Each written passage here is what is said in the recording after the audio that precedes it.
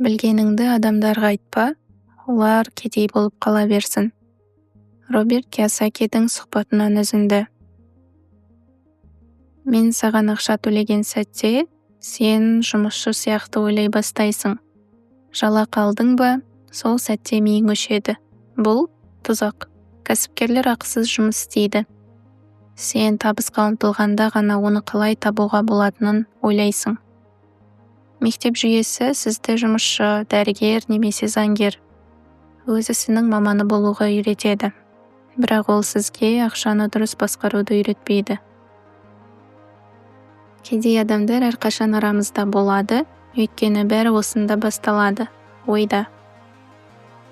Олардың сөздерінде ол шындыққа айналады. Мен бұны ала алмаймын, немесе мен мұны жасай алмаймын деген сәттен олар беріледі. Олар өз сөздеріне айналады. Менің кедей әкем айтатын, мен ақша басып шығаратын адаммын ба? Мен оны ала алмаймын. Ал менің бай әкем былай дейтін. Міне сондықтан ол кедей. Кедей адамдар мен ала алмаймын, жасай алмаймын, уақытым жоқ дейді. Олар өздерінен қашады. Бұл тұйық шеңбер. Менің шамам жетпейді, мен шаршадым. Ал шындығында жай ғана жалқаулық. Менің бай әкем былай дейтін. Мен ала алмаймын дегеннің орнына қалай ала аламын, қалай жасай аламын. Сұрақ ақыл ойды ашады. Ал жоқ деген сөз оны жабады. Сіз мен ала алмаймын дегенде миыңыз өшеді, және сіз өз сөзіңізге айналасыз. Қазір үйінде отырғандар, қаржылық қиындық көріп жатқандар, ақшаға алаңдағандар немесе бір нәрсеге риза емес адамдар бар. Олар көп табуы мүмкін, бірақ қызметіне риза болмауы ықтимал. Мүмкін оларды солай үйреткен. Сен ешқашан бай болмайсың, немесе байлық жаман нәрсе дегенді естіп өскен. Кедейлік ұрпақтан ұрпаққа беріледі. Отбасыңызда соны үйретсе, сіз орта тап болып шығасыз. Ойыңызды өзгертпейінше ақша көмектеспейді.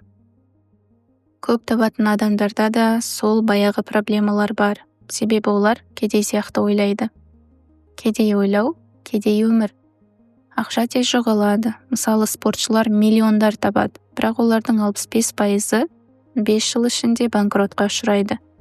Себебі олар кедей отбасынан шыққан. Бұл генетикалық беріледі дегенде бар. Бұл қорқынышты нәрсе. Егер үйренгің келмесе, саған көмектесе алмаймын. Менің де жолым болмаған кездер болды. Қаржылай күйрегенмін, серіктестерім сатқандық жасаған, бірақ бәрі жақсы аяқталды. Мен тез өстім, өйткені ойлауым басқаша еді. Қателесуден қорқатындар ешқашан өспейді.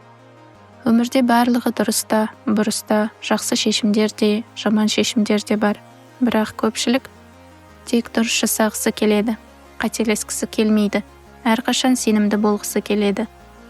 Ал кедейлердің кедей болып қалу себебі, олар қателеспеген, өте абайлап өмір сүреді. Мектепте оларды қателеспе деп үйреткен. Сол себепті ештеңе үйренбейді. Мектеп жүйесі істемейді. Бізде антибілім. Оқушылар мен үздікпін, бұл оңай болады дейді. Бірақ өмірге шыққанда оларды өмір жайпап өтеді. Содан олар бұл әділетсіз дейді. Бірақ шындығында олар дұрыс үйренбеген. Көп адам айтады, маған ақша маңызды емес. Егер сізге ақша маңызды болмаса, ақшаға да сіз маңызды болмайсыз.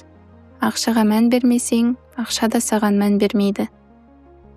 Мен ешқашан бай болмаймын десеңіз, солай болады. Бүкіл байлар ашкөз дейтіндер бар. Бұл кедейлердің сөзі. Ал бай болу үшін бір нәрсе жасау керек. Адамдарға беру керек. Мен өнімдер жасадым, жылжымайтын мүлік алдым, адамдарға баспана бердім, жұмыс ұсындым. Сол үшін мен баймын.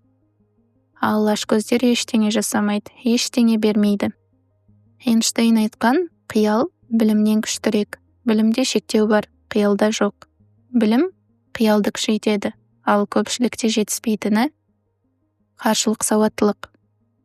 Кіріс шығыс есебі, несие, инвестиция, жинақ. Бұны бәрі білуі тиіс. бірақ мектеп бұған үйретпейді. Көп мұғалімдер өзінің маманы емес, өздері істемейтін нәрсені оқытады. Мен оларды жалған мұғалімдер деймін. Жалған мұғалім тек ақша үшін оқытатын адам. Олар не болса да үйрете береді. Шындығында олар өз пәнін білмейді. Менің кеңесім, шын мұғалімді табыңыз. Жалған мұғалім істемейді, шын мұғалім күнде істейді. Мектеп жүйесі бізді әлсіз қылады. Мұғалімдер өз принципіне қарсы келетін нәрсені айтпайды. Олар тек мектептің көзқарасын қорғайды. Адамдар маған неге кедейлерге ақша бермейсің дейді. Өйткені бұл оларды одан сайын тәуелді қылады. Адамға балық берсең, 1 сағаттан кейін қайта аш болады. Ең дұрысы, оны балық аулауға үйрету. Біз өз әдеттеріміздің тұтқынымыз. Әдеттерден арылмайынша өзгермейміз. Ал мектептерде бұған үйретпейді. Керісінше қарсысын үйретеді. Мен әрқашан жастарға айтамын, сүйікті тақырыбыңды тап, өз ойыныңды ойна. Мен үшін номер 1 сала қаржылық білім. Номер 2 сала жылжымайтын мүлік. Бұл менің ойыным. Көп адам ойыншы болудың орнына көрермен болуды қалайды. Бай болудың бір жолы шын өмірде монополия ойнау. Компьютерлік ойында мықты болмай қой, нағыз өмірде мықты бол. Көп адамдар шешімін ата-анасының, достарының сөзіне қарап қабылдайды. Олар сәтсіздіктен қорқады, бірақ жетістік сәтсіздіктер арқылы келеді.